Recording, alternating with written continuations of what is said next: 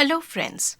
In our detailed discussion on the Union Legislature, today we will be discussing the legislative procedures of the Parliament. The significance of the Parliament actually lies in its multifunctional role. Traditionally, the Parliament was just like a law-making organ of the state. But today, in the modern era, the Parliament turned out to be a multifunctional institution. However, it must be noted that the primary function of the Parliament is the law-making activity. Now, modern society is a complex one. So, laws which governs the society turns out to be complex as well. So naturally, the laws which are being made or the procedures through which the laws has been made turns out to be a complicated affair. Things even is more aggravated with the fact that with the notion of the welfare state. Now, the concept of the welfare state has not only extended the functions or the realm of activities of the state, but it has to be done at a rapid speed over the years. Here it is worthwhile for us to understand the actual working of the government. Now, in order to do so, it is essential for us to know it is essential for us to gain some of the basic knowledge about the procedures of the governmental affairs. And these procedures are laid down in the rules of procedure and the conduct of business of both the houses of the Parliament. First is the summoning of the session. Now, it is the President of India who summons the sessions of both the houses of the Parliament. Here it is to be noted that so far as summoning of the session of the two houses are concerned, the time period should not be more than 6 months in between the two sessions. Now, in actual practice, it is the Minister in charge of Parliamentary Affairs who proposes a date to both the Chairman of the Rajya Sabha and the Speaker of the Lok Sabha. Then the Secretary Generals obtain the orders from the President and issue summons to the individual members. Now, in case of a newly elected Lok Sabha, so after the fresh general election, the President usually appoints the senior-most member as the pro tem speaker, who presides the conduct of the oath-taking ceremony. Now, at the very first meeting of the session, the speaker is elected in the House, followed by the deputy speaker.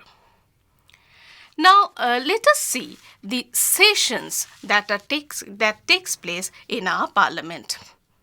Generally, there are 3 sessions in our Parliament. The first is the budget session, which usually commences in between the months of February to May. This is followed by the monsoon session, which usually takes place from the months of July to August. And the third session is the winter session, which usually happens within the months of November and December. Now let us understand what actually happens at the very beginning of a session. The session actually begins with the inaugural address by the President. The inaugural address is actually given by the President and it is meant for both the houses of the Parliament. So the members of both the houses, they assemble together at the central hall of the Parliament House and the President delivers his inaugural address. This inaugural address is actually being written and approved by the Parliament itself. The President in his inaugural address refers to the governmental activities that had taken place in the previous year. It is basically a review of the governmental activities that had taken place in the previous year and also discusses the upcoming programs and policies of the government for the ensuing years. Followed by the inaugural address, it is essential for us to know in brief the concept of quorum, adjournment, and prorogation. Now, what is a quorum? Quorum actually meant the minimum number of members required to be present for the conduct of the business of the House. Now, what will happen if the House fails to reach its quorum? In such a case, the Speaker will ring the quorum bell, hearing which the members who are either in the lounge or elsewhere will rush back to the House. Now, even then, if the quorum is not reached in a House, then the Speaker may adjourn the House, and in such a case, it is up to the pleasure of the Speaker to call for its next session. Now, apart from the adjournment, it is the President who may prorogue the House as well. Now, in such a case, it is the responsibility of the President to issue summon for the next session. Now, apart from these three concepts, it is essential for us to know the point of order. Point of order is that the business of the House is to be conducted keeping in mind or in pursuance with the rules as being laid down in the Constitution or the rules of procedures and conduct of business. The next point of our discussion is the questions and the supplementary questions. The first hour of every sitting is actually called the question hour. It is during the question hour that the members of each house can raise a question on a matter related with the administration of the country, or it may also be raised on an issue of national or international importance. There are three types of questions: stirred questions, unstirred questions, and short notice questions. Stirred questions are those which demands an oral answer by the minister at the very floor of the House, and it is distinguished by an asterisk mark beside it. Unstirred questions are those which do not demand any verbal answer to the question. It is usually being done in the form of writing. So far as both the stirred and the unstirred questions are concerned, a prior notice, a prior intimation, the minimum period required for intimation for a stirred and unstirred question is for 10 days. Now, the short notice question is taken up for answer only if the Speaker gives its approval and the minister concerned is prepared an answer for it. Keeping in mind the time constraints of the Parliament, the individual member cannot raise more than 5 questions in a single day. And it includes 3 stirred questions so far as Rajya Sabha is concerned and 1 stirred question so far as Lok Sabha is concerned. Not only that, the total number of stirred questions that are meant for Lok Sabha should not exceed 20 in case of Lok Sabha, and it should not be 230. It should not exceed 230 in case of the unstirred questions meant for Lok Sabha. Now, in Rajya Sabha, there is no such limitation, but it is usually being found that the number of unstirred questions does not exceed the number of 200. Apart from questions, the members of both the houses may move motions and resolutions relating to matter of urgent public importance. Now, motions are of different types. They are namely adjournment motion, calling attention motion, no confidence motion, and censure motion. Now, what do we mean by an adjournment motion? A member may move on an adjournment motion of urgent public importance having a definite and factual basis, with a prior notice being given to the Speaker or the Minister or the Secretary General. It is usually discussed after 4 p.m. when the mover of the motion say that the House is adjourned. Now, there are three possibilities so far as the adjournment motion is concerned. First of all, a member may move the motion. The minister concerned may agree to the motion, and the House takes up the motion for discussion. Secondly, the minister concerned may agree to include it for debate in the general business hour after some time. And finally, the minister concerned may oppose the motion. Now, apart from the adjournment motion, the second one is the calling attention motion. The concept of calling attention is another device which combines the asking of questions for answer with supplementary and short comments in which different points of view are expressed in a concise and precise manner. A member may, with prior permission of the speaker, may call attention of a minister on any matter of public importance. Now, this actually gives an opportunity to the members of the opposition bench to criticize the governmental activities and bring it in the forefront of the House. Now, next is the no confidence motion. Either the Prime Minister may move such a motion to express his confidence in the House, or a member from the opposition bench may move such a motion to show that the government has lost its confidence in the House. Just like the no confidence motion, the censure motion is also another such device. It is sometimes identified with the no confidence motion. In fact, both have the same effect. It contains specific charges against the government, and no leave of the House is required to move. Now, along with the discussion on the motions, it is important for us to take a look at the resolutions. While the motions may not always be put to vote, all the resolutions are placed for voting. The resolutions may be moved by ministers as well as by the private members. A member who wants to move a resolution has to give notice to the Secretary General of the House, informing him of his intention of the resolution. Now, the resolution for a resolution, the approval or the desire of 3 members of the Lok Sabha is required, along with the desire of 5 members in the Rajya Sabha.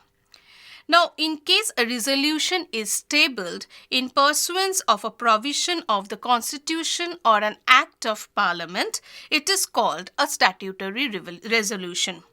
A resolution, if it is being passed, has a binding effect on the government. It may also be pointed out that the government resolution may be taken up on any day from Monday to Thursday. A private member resolution can be taken up only on Fridays, and the time of last 2.5 hours are meant for its discussion. Now, along with the resolutions, we know that the legislature is quite famous for its heated debates and discussions.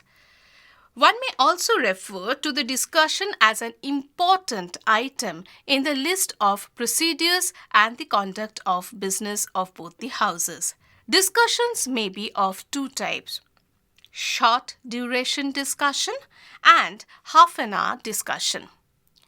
Now, at least 3 members of the House may demand a short duration discussion on some matters of urgent public importance. A notice to this effect should be given to the chairman or the speaker of the House, and in case it is admitted, it may be allotted 2 sittings in a week for discussion. Now, next to the short duration discussion is the half an hour discussion. The members of the House may also demand discussion on some matter of urgent public importance, and normally the last half an hour of the day is devoted for it. Under Rule 377, a member of the Lok Sabha may raise any important matter in the House with the permission of the Speaker. Now, legislative proposals are brought before the either houses in the form of a bill. Now, what is a bill? A bill is actually a draft of a legislative proposals. Normally, bills are of two types, ordinary bills and money bill. If a bill is passed in both the houses of the parliament, then it becomes an act. So first we will take up the concept of the ordinary bill, then we will discuss how a money bill is passed in the house. The first stage of legislation is the introduction of the bill. It embodies the provisions of the proposed law. The bill may be introduced even by a private member of the House only if he gives its intimation to the Speaker, clearly stating the intention of the bill. The introduction of every bill that is being introduced in the House is to be published in a gazette. The very introduction of the bill actually refers to a stage when the proposal or when the mover of the bill gives a general statement regarding citing the aims and objectives of the bill. There is no debates or discussion in the very first stage. Now, at the second stage, the bill is taken up for a detailed discussion. All principles of the bill are thoroughly debated, and it is in this stage that the House are left with four options. First of all, the bill may be taken into consideration. Secondly, the bill may be referred to a select committee. Thirdly, the bill may be referred to a joint committee of both the houses. And finally, it may be circulated for the purpose of eliciting public opinion about it. Now, in case of a bill which may likely to raise controversy and debates, usually adopts the fourth alternative. While in other cases, so far as the routine affair of the bill is concerned, so far as a bill concerning the routine affairs or the bill which are of emergent in nature, or the bills which are of minor importance, adopt any of the first three alternatives. Now, the select committee or joint committee is expected to give its report within a stipulated period as being mentioned. Now, the members of the select committee are expected to be the renowned persons who have expertise knowledge on that particular subject. Now, apart from the select committee, there is also a provision of the joint committee. Now, the joint committee actually needs the concurrence of both the houses of the parliament. Now, submission of the report of the committee may be taken to be the beginning of the third stage. Now, it is during this stage that the members can send their amendments to the different provisions of the bill. Now, in the third stage, on a date fixed by the Business Advisory Committee, the bill is taken up for the third reading. No discussion takes place and within a couple of minutes, this bill is passed in the House. Thereafter, the bill goes to the second House where it passes through a similar stages. Now, the second House may pass the bill with their recommendations, and the bills, once it is being passed by the second House, is placed before the first House. The members of the first House may accept those recommendations, adopt them, or it may not do so. What will happen if there is a disagreement between the two houses of the parliament? Now, in case of a deadlock situation, we find that the President may call for a joint session of both the houses. Now, there are 2 points which should be kept in view. First of all, the Lok Sabha may delay the legislation of the passage of the bill for any length of time, but the Rajya Sabha has to pass a bill within a period of 6 months duration. Secondly, the speaker will preside over the meeting of the joint session, and it will be decided by a majority of votes. But a joint session can be held only in the case of a non-money bill. Now, the bill is actually passed by a simple majority in a joint session. Now, a bill that is finally being passed by both the houses receives the signature of the speaker, and then it is placed before the president for his assent. Now, here too, the president has the power to give his veto. He may not give his assent and send the bill back to the house with his recommendation. Now, in such a case, the bill will once again has to follow the stages. He may send the bill back to the parliament, and in such a case, the bill will have to follow the entire process bill has to follow the entire procedure for the second time. And once it is decided that the bill is being passed by both the houses for the second time, and it is passed to the president for his assent, then the president is left with no other options but to give his assent. Now, one such instance had been noted by President Jail Singh, who refused to give his assent and returned the Postal Amendment Bill for reconsideration. Now, what happens in case of a money bill? Now, so far as a money bill is concerned, there is a special procedure for it. A money bill can originate only in the Lok Sabha. A money bill originates with the prior recommendations of the president, and it is always a government bill.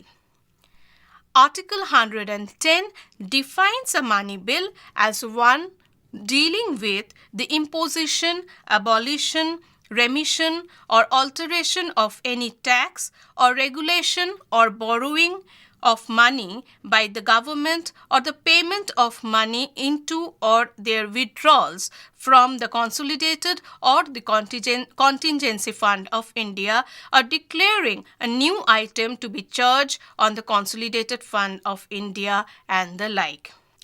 A money bill, like any other bill, is required to be passed by both the houses of the parliament.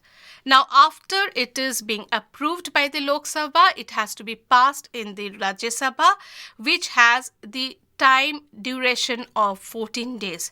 So, within 14 days, the Rajya Sabha has to return the money bill to the Lok Sabha with its recommendations.